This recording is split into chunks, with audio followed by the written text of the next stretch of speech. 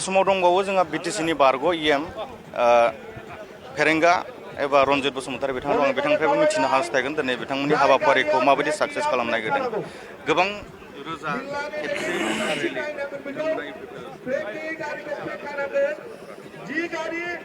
UPPL दोलोआ दिनै जा मेगा कार रेलि मोनसे बिथांखि लादों बे बिथांखिनि गुबै मन्त्रआनो जादों सान्ति गायसननाय। मानोना हाग्रामा महिलारिनि दिनैनि जा सरकार सालायनाय बे सरकार सालायनायाव असान्तियादि सृष्टि जादों बेखौ 26टा जाति जनगोष्ठी 35 लाख भारतीय नागरिकआ दिनै हमदांनो हादों आरो सान्तिखौ इउपिपिएल दोलोनि दैदेननायाव मानव गेदेर प्रमद बर' बिथांनि दैदेननायाव थांनाय 5 बोसोरावहाय बिटिसिआव जुगामि गायसननो हादोंमोन। नाथाय हाग्रामा महिलारिनि दिनाव जौ जुवा बायदिसिनाजों मानसिफोरखौ गोजोम होनायजों लोगोसे दिनैनि मुलुगाव जे बड'लेण्ड हालामाव बे 21st सेन्चुरियाव आरोबाव मोनसे गाज्रि थासारि सोमजिनाया दुंहाव आबहावा सोमजिनाया जोंनि थाखाय दुखुनांथाव बाथ्रा। बेखायनो रायजोफोरनि खावलायनाय बायदियै जोंनि पार्टिया बिथां मानव गेदेर प्रमद बर'नि दैदेननायाव दिनै जोङो मेगा कार रेलिखौ लानाय जादों आरो बिनि मन्त्रआनो सान्ति गायसननाय।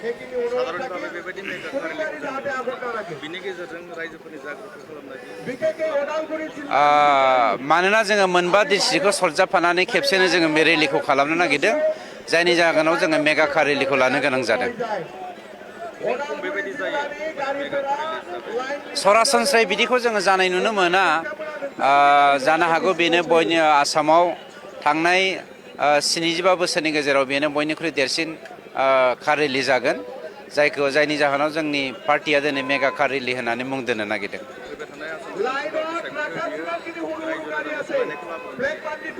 निस्सय लाबोगोन।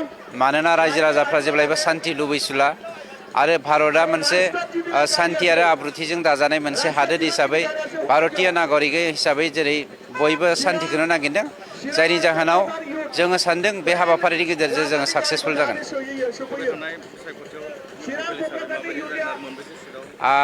दासिम जोंनि पार्टिया मोनसे बेसादखौ सिदान्थ' खालामनो हादों। 15थायाव 15थाखौ जों गेलेनो थांगासिनो दङ। 15था गेलेनायनि गेजेरजों जोङो आउट अफ 15 10+ जोङो मोनगोन होननानै जोंहा फोथायनाय दङ।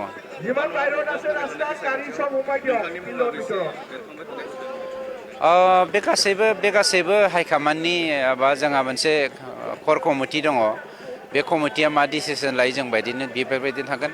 हाइकामान्डआ जा डिसिसन लायो बा कर कमिटिया जा डिसिसन लागोन जों साफ्रोमबो इउपिपिएल सोद्रोमाफ्रा बेखौनो गनायनानै लागोन।